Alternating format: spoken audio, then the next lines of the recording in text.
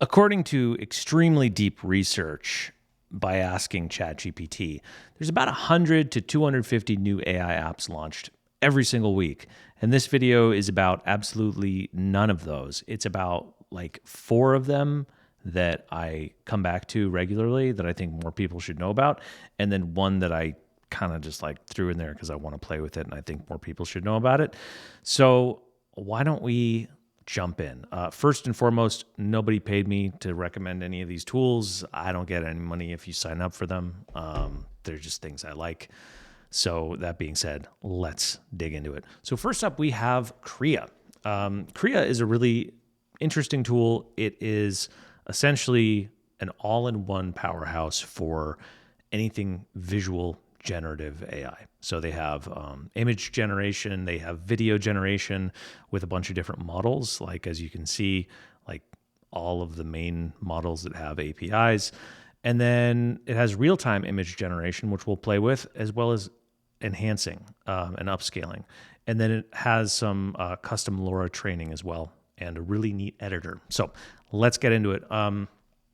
So Krea mainly uses Flux as their like default image model. They also give you access to ideogram, but we'll start with Flux. And since this is like my 3rd time trying to make this video, we are gonna just keep going with what I was trying before, which is a crow. Let's see a photo of a crow riding a little motorcycle. And what's great is that Krea gives you photos in like 5 seconds, which is really nice. And the quality is pretty good. So, these are fun, kind of interesting. But let's say I had something else in mind. Let's say that I really wanted these to be in a certain style. I could type that into the prompt here, but I can also just click on the styles. And so they have community styles, they have styles built by their team, but I was really hoping for like an adventure time style, obviously, right? So I can select that, and now I have a completely different vibe. I didn't have to prompt anything. Very cool. And what's even more is that you can blend styles. So I can say, yeah, I liked adventure time, but I also was kind of hoping it would maybe look like sort of an Alfred Hitchcock film too. What happens when you blend those two? It seems like they went a little harder with Hitchcock. So let's bring that style down a little bit. And anyways, you get the idea. It's fun. There's different styles you can play with. And if you want just like really high visual quality, you can bump up to Flux 1.1 Ultra.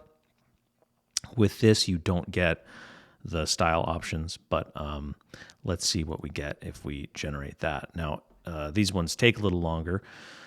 What's nice though is that you can actually run them here on your computer, because if you were trying to run Flux 1.1 Pro Ultra actually on your device, you would need like a couple of very state-of-the-art NVIDIA GPUs, and it still might take a little bit. So these are our crows on motorcycles for that, which I got to say, like the quality, it is very nice. Now, let's ask ourselves, where's this crow going? Where's this little guy? Where's he going? He's going to a birthday party. And that is why we're going to head over to the editor and paste this little dude in there. This is the new Krea Editor. It's kind of like the Midjourney editor where you can expand, like you can expand the image a little bit. You can add things in. You can remove things. But in this case, we are going to just add a little birthday party hat on this dude, because he is going to a birthday party. That's why he's driving so fast on his little motorcycle. He really does. I guess you can't really call it that little of a motorcycle, because he is like half human and it looks like a pretty reasonable scale, but Anyways, so it's going to go through, it's going to do its best to generate a party hat on this guy.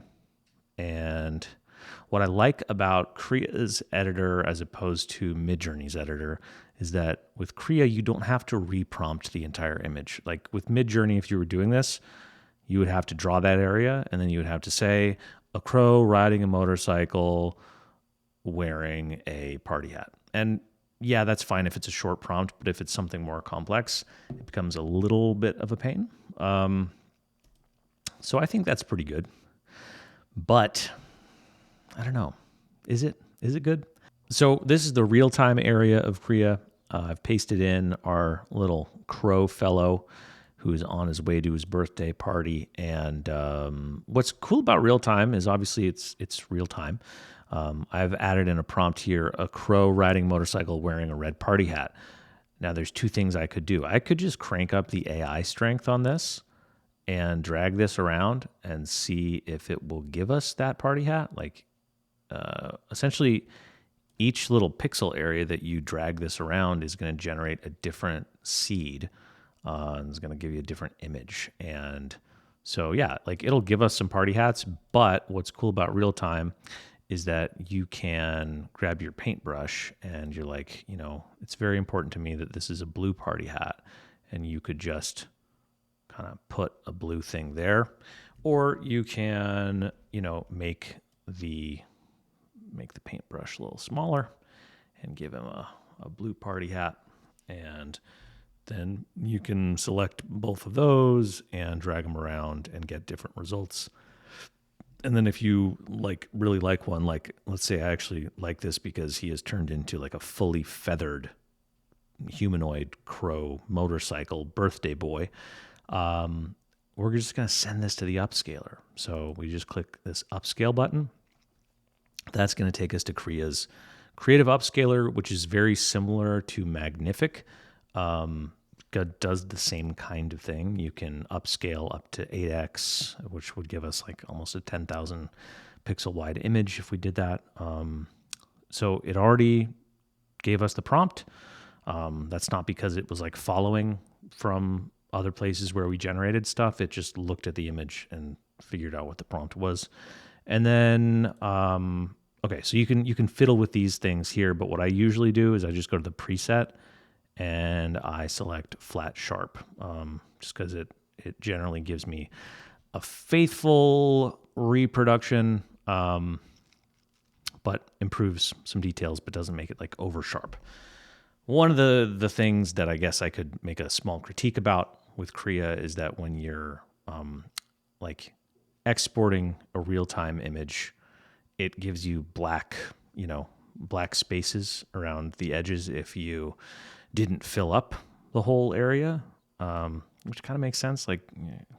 Makes sense, but it looks not great, and it's kind of a funky experience when you bring it over to the upscaler. But that being said, I don't have too many critiques of Krea. I think it's a really great tool, and it's a great tool for the cost, right? Like you could buy Magnific for I don't even know how much. Like it's expensive, and you might get, slightly better upscaling results than you're going to get here, but you don't get, well, I guess they give you some image generation. They don't give you video. Like, I feel like Krea is a really nice offering. So anyways, that's the upscaler. Two more things, then we're going to move on. Training. So you can do custom LoRa training. You can upload selfies, you can upload product photos, you can upload, say, your own paintings and start generating new images in your own personal style. But I uploaded 10 photos of myself. And to keep going with this whole crow motorcycle thing, we're going to say a photo of Krea. I didn't actually tell it what my name was, so it just defaulted to Krea. Photo of Krea riding a motorcycle with a black crow on his shoulder. Looking really cool. All right, and so we type that in, and it's not perfect, right? But it's a really fast LoRa training, and it was only 10 images. So I'm not complaining, and this is obviously this isn't really what it's for, right? Like you could instead say like a photo of Krea Andy, like we'll say a studio headshot photo of Krea, which again is Andy wearing a blue suit. And in that case, in that case, my real estate career is off to the races. I also seem to have lost a few pounds. I love this. It's like a Canadian tuxedo of not denim. Anyways, all right, let's continue along. So that is that. The last thing that we didn't cover so far is video generation. The video generation takes a while, so we're not gonna like dive deep into it, but essentially you choose which model that you want to use and it will show you what options are available. So like if you're using Luma, you can upload a start frame and an end frame. If you're using Kling or Kling, Pro, you can use start frame, end frame, and camera motion. So it'll give you, different options there, and you can type your thing in. I used Kling 1.5 for this. Robot walking into a room, turning around and leaving by jumping out the window. And, it's like this is cool because if you're not somebody who's generating tons of video, but you're just like doing a lot of random kind of like AI stuff, you can get enough video generation and get to play with different models without having to create a bunch of different subscriptions. I think this is really an interesting and useful component of Krea. And anyways, that's it for now. I'm sure there's stuff that I've missed, but check out Krea. It's great. Let's move on to our next tool. All right, so next up is Pinokio. Pinokio is just super helpful. It's a one-click launcher for a bunch of different AI tools that you normally need to know how to like use GitHub and kind of like have some development know-how to just feel comfortable getting around, which I don't have, which is why I use Pinokio. So let's take a look. This is what Pinokio looks like. Well, actually, let's just look at their site for a second. These are some examples of their like verified apps that you can run. So you can get Comfy UI, which is great for like running open source image models, or not necessarily open source, but yeah, like available image models that you can run locally. Bolt, which you can use for web development. Like you can type in like, make me a to-do list app and it will code it for you. Lots and lots of stuff. Facepoke, which is super cool. So lots of cool stuff to see here, but I'll just give you a quick example of Pinokio running on my machine. So let's run just like a chat, like an LLM. So I have chat with MLX, which is a way to run different LLMs locally on your Mac. So I can just select which model I want, and I already have Llama 3 8B instruct installed. And I can just say, yo, what's up? All right, cool.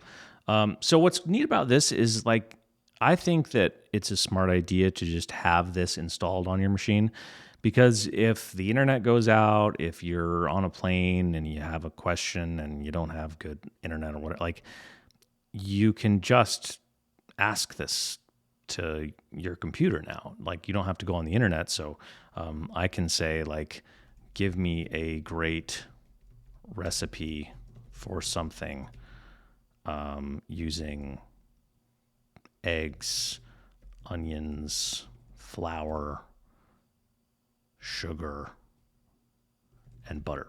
Like, I don't know what that would be. So caramelized onion and egg fritters with butter glaze. For some reason, it's typing this out in white font, but that's fine. And again, this could be happening completely without the internet because it's all just coming from the computer itself. It's pretty cool. Okay, let's move on to our next thing. Upscayl is exactly what you would expect. It is an image upscaler. So what's cool with Upscayl is that it's completely free. It runs locally on your machine, and it's much better at faithful upscaling than it is at like creative upscaling, which is what Krea and Magnific are good at. They'll take a source image, upscale it, and add new information, whereas Upscayl really just tries to take the source image and create something as faithfully accurate as possible from that. You can download it and run it on your computer. And when you're downloading it, okay, you're going to go to download Upscayl. They have Mac OS, Windows, all that stuff. If you click Mac OS, they're going to try to get you to download it on the App Store, and they're going to try to make you pay money for it. But you don't have to do that. You can just click on alternative downloads and get the Mac DMG. So, sorry to be that guy, but it's free. You don't have to pay for it. You don't have to steal it. You just download the DMG, and that's it. Okay. Great tool. Get it. Use it. Great tool. Okay. Let's move on to our next thing, which is Visual Electric. So Visual Electric is interesting because it's an image generator that has a point of view. It feels like it's like an image generator for designers. So I'm here in the UI, and it feels different from other image generators because it kind of feels like using FigJam or Miro or something like that. Like it's just an open canvas. So we can come in here and we can type in, photo of you guessed it, crow riding a motorcycle. Hit enter, and it's going to give us 2 images, square format, in a photography style. So we can see what that looks like, and I'll show you a few of the kind of like interesting and helpful things. So, all right, you can already tell like the quality on this is really good. This is their own proprietary image model, I'm pretty sure. But, I feel like, I don't know, the crow needs to be wearing a helmet, and the motorcycle needs to be smaller. So we can come over to their art director here and say, the motorcycle needs to be smaller, and the crow should be wearing a small helmet for safety, obviously.